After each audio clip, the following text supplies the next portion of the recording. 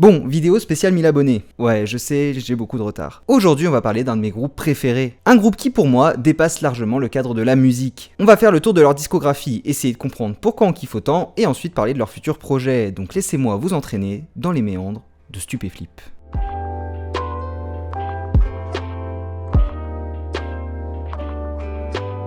Stupéflip est un groupe mélangeant rap, rock et ritournelle de variété formé par Julien Barthélémy, Stéphane Bélanger et Jean-Paul Michel. C'est en 2003 que Stupéflip sort son premier album sous le label BMG, tout simplement intitulé Stupéflip. Un album qui commencera avec un morceau du même nom, très représentatif de Stupéflip à l'époque, à savoir quelque chose d'agressif, qui vient te secouer de tous les côtés, mais c'est encore eux qui se décrivent le mieux.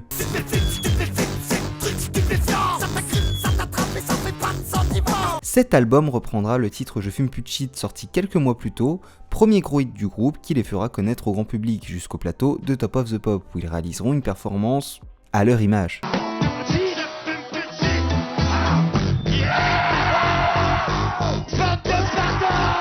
Le reste de l'album est composé par alternance de chansons pop-rock assez légères ainsi que de sons assez hardcore emplis d'un ras-le-bol du système tels que Comme les autres, The Cadillac Theory ou bien encore la très célèbre À bas la hiérarchie. À bas la hiérarchie pour tous les mecs qui sont dans les poires à hiérarchie, pour tous ceux qui ont les mains moires à bas la hiérarchie. Et tout ça, ils le font en posant les bases de ce qui deviendra plus tard la mythologie Stupéflip, notamment grâce à plusieurs interludes nous présentant l'histoire du crew.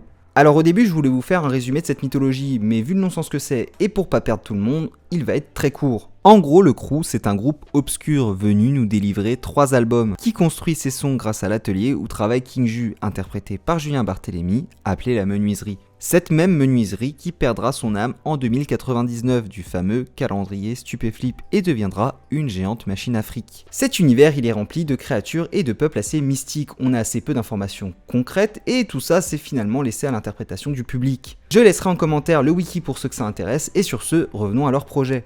Leur deuxième album, Stupreligion, sorti en 2005, reprendra pour beaucoup la construction du premier, des interludes narrant la mythologie du crew, quelques sons du personnage de Pop-Hip pour apporter un peu de légèreté et d'humour, ainsi que pas mal de sons hardcore avec des grosses guitares électriques comme Crew contre-attaque ou 35 animaux morts ou bien encore des sons bizarres. Alors oublie-moi et reprends ton cartable.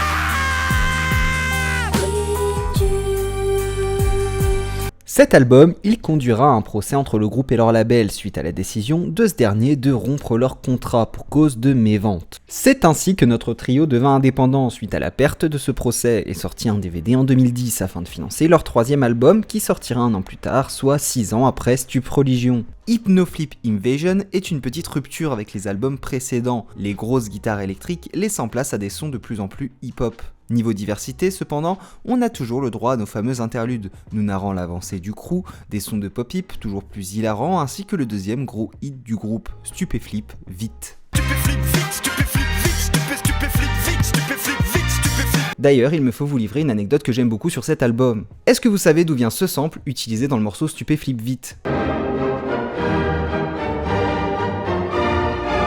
Eh bien, il s'agit d'un extrait provenant d'un opéra de Karl Maria von Weber, un célèbre compositeur allemand que vous avez déjà pu entendre dans des œuvres telles que Hellsing Ultimate ou encore Intouchable. C'est un arbre. Un arbre qui chante. Je ne vous parle pas beaucoup de composition dans mes vidéos, mais si vous êtes intéressé par un point de vue beaucoup plus technique, je vous laisse un lien vers plusieurs podcasts en commentaire qui traitent de chacun des albums de Stupéflip. Et sur ce, reprenons. Un EP nommé Terrora sorti un an après Hypnoflip Invasion qui fut un album très apprécié par le public. Et si je trouve cet EP un peu moins intéressant, il nous a quand même offert la magnifique chanson Nancy. Est-ce que tu penses à moi quand t'es avec lui ? De toi, je me sentais si proche, ça fait comme un coup de pioche, mais je te ferai aucun reproche. Et puis après, plus rien. Stupéflip avait été prévu pour être une trilogie et on n'attendait pas de nouveaux projets du groupe.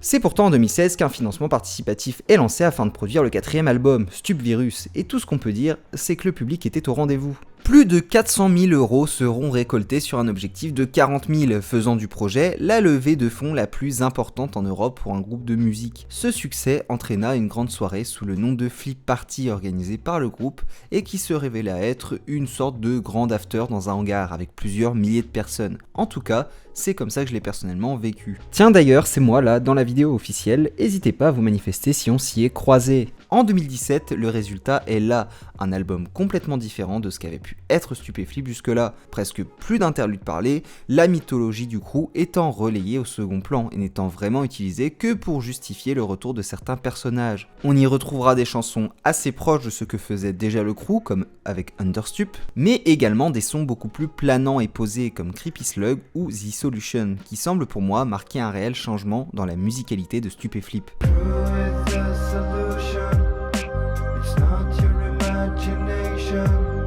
Le tout finissant par une chanson d'adieu de 15 minutes, nous laissant penser à la fin du groupe. Enfin ça c'était avant, car plusieurs posts sur la page Facebook du groupe ainsi que sur la page Instagram de King Ju nous laissent clairement comprendre qu'un nouvel album est bien en préparation. Bon allez, je prends les paris pour un nouvel album en 2023, comme ça on aurait eu un album tous les 6 ans et le 666 serait super satisfaisant. Mais au final, depuis tout à l'heure, je vous parle de leur discographie, de leur mythologie, mais de quoi ça parle vraiment Stupéflip ? Et bien derrière cet univers décalé, quand on n'a pas le droit à une chanson là pour développer un peu le lore, Stupéflip c'est un peu un adolescent en pleine crise qui veut absolument être différent des autres et que tout le monde le sache. Beaucoup des thèmes abordés dans leurs chansons ont un rapport à l'enfance et ce qui s'en rapproche, les spectacles de Casimir, les monstres dans le placard ou bien encore les aléas au sein de la cour d'école. Des petits à l'école, ça les rend marteau. Peu de chance de s'en sortir s'ils en ont marteau. Le dur sera la chute, attention passage à niveau. C'est chaud quand ils voient que papa sera pas au niveau.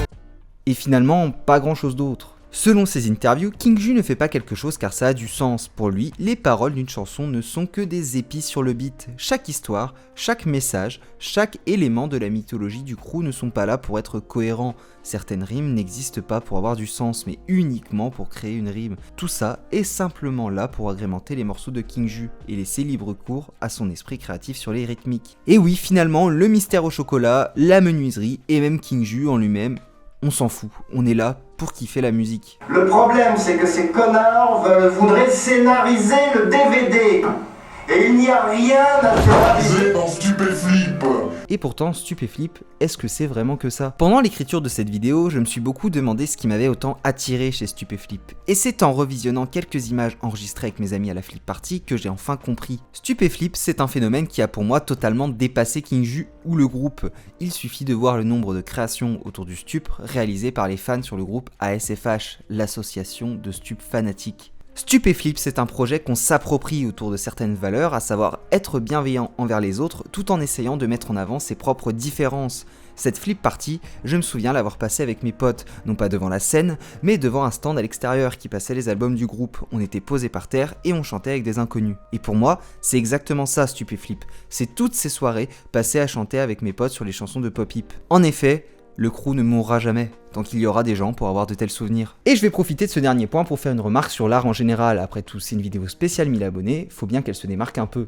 Je risque d'en faire réagir beaucoup, mais je pense sincèrement qu'une œuvre n'est jamais bonne ou mauvaise, car notre perception varie en fonction de nombreux critères. Notre santé, notre mental, notre culture sont autant de facteurs qui influent sur nos goûts et sur notre perception de l'art. Et un film, un livre, ne vous impactera pas de la même façon en fonction du moment où vous le découvrez. C'est bien pour ça que quoi que vous fabriquiez dans votre petit atelier, il y aura toujours des gens pour aimer et d'autres qui ne seront pas touchés par ce que vous faites. Cet alignement rarissime où tu te laisses surprendre par une œuvre à l'exact moment où tu avais besoin de la découvrir, c'est exactement ce que je recherche dans l'art et j'espère que vous le vivrez également. Sur ce, j'espère que cette vidéo vous aura plu, vous êtes plus de 98% à me regarder sans être abonné, donc pensez au petit bouton rouge, ça fait toujours plaisir, et cette fois je vous prépare un truc de fou pour les 10 000, donc n'hésitez pas à partager cette vidéo. Profitez bien de votre musique et n'oubliez pas que pour toute œuvre, il y a un public.